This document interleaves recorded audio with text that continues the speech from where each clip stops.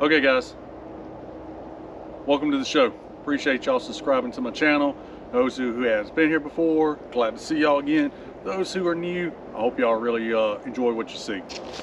So last video we discussed camouflage techniques. We discussed camouflaging your rifle, whether it be with burlap, whether it be with something off the internet, all the way up to spray painting your rifle for the purpose of blending into your surroundings. So I said I was going to do a two-part video. Today is going to be camouflaging the rifle itself. We are actually going to go ahead and spray paint the Mossberg MVP. That's right. I'm going to do my Scout's rifle. If I do remember correctly, Jeff Cooper actually did state that a Scout's rifle should be muted or flat colors so that it wouldn't reflect the light.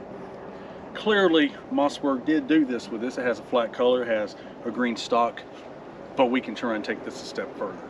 We can go a little bit farther and make this to where it blends in even more with the background. To give an example though, why black is not always the best color, I'm going to show you an example real quick. Check this out. Before we dive into this, I want to show a quick example of what happens when you do the most basic camouflaging. Just painting your rifle and your accessories to match the terrain. In front of us we have 5 AR magazines. One of them, actually correction, 2 of them are controlled items. One of them is black, one of them is the anodizing has basically worn off and it has more of a grayish blue appearance. Around those 2 magazines, you have 3 other AR magazines.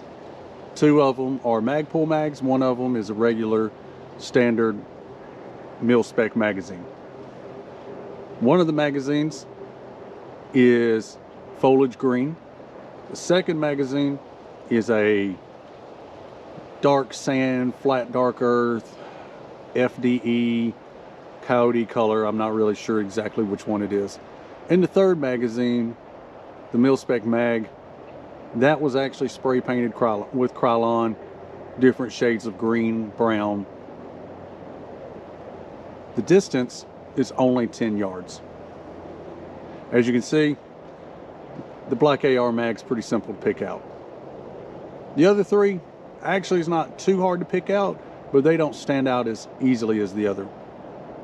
Okay, before we get too deep into this, I want to try and bring up that one of the things that I would personally suggest is when you get ready to do this, strip down the items that you don't want painted, whether it be the sling, the scope. If you so choose, I'm taking the scope off because that's one that I might pass around to other guns.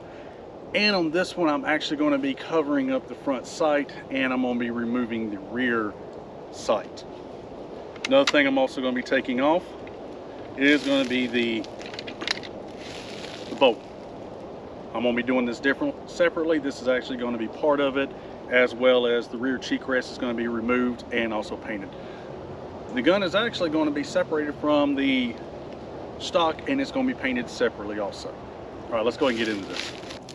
Now that the gun has been stripped down to all its major components, you have the cheek rest, the stock, the mag well, the bolt, and the actual rifle receiver itself. I want to get all the grease off the gun. So the first thing I'm going to do is use brake cleaner. Basically remove all the carbon, all the oils, get the gun ready. This is fast dry and obviously you see that it's like literally evaporating as I do it. It's a good thing.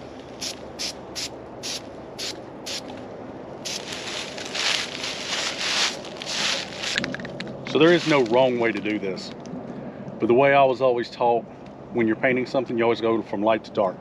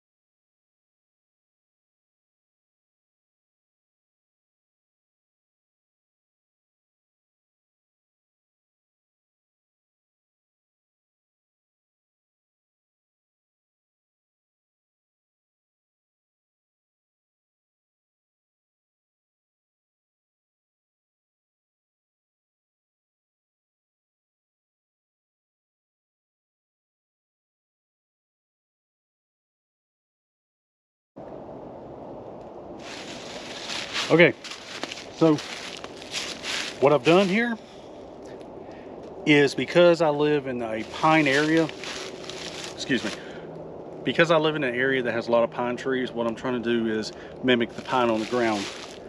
Lighter pine laying on top of darker pine straw. As you can see, that's what I'm trying to do.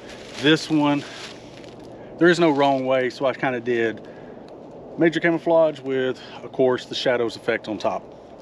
This one I'm probably going to do a little bit more just to really darken it up just a little bit more. There is no wrong way to do this. I might come back and undo it again later. It's whatever I feel like.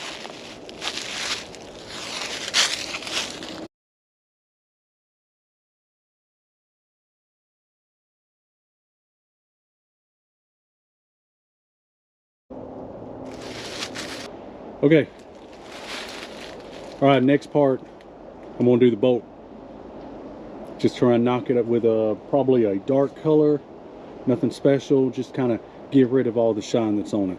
Let's go ahead and get started.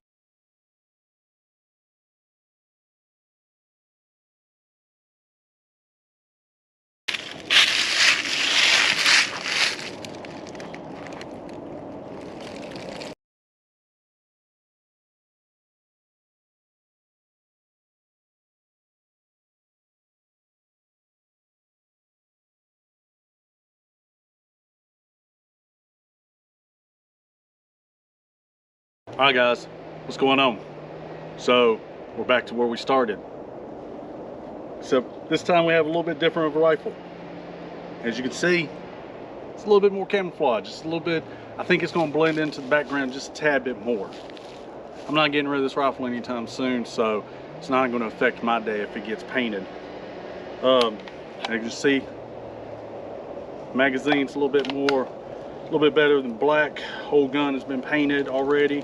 I did leave the cheek rest, as you can see, and the buttstock. Other than that, oh, and the front sights. Other than that, I'm happy with it. I think that this is now going to blend in to the surroundings a whole lot better than what it did earlier.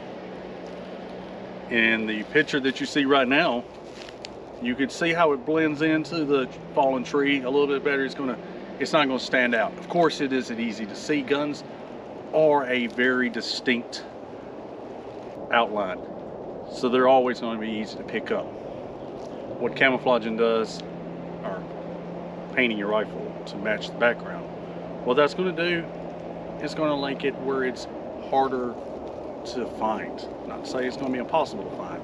It's just going to not be as, it's not going to stand out to the degree it would be if it was an all black rifle or if it was green and black. So far I'm pretty happy with this. Of course, you know, as a scout's rifle, I think that this is something that every serious shooter should do. I'm really happy. Like I said, this is something I'm really happy with. So, oh, and I apologize, per my last video, I need to make sure everybody knows mag is empty and gun is empty.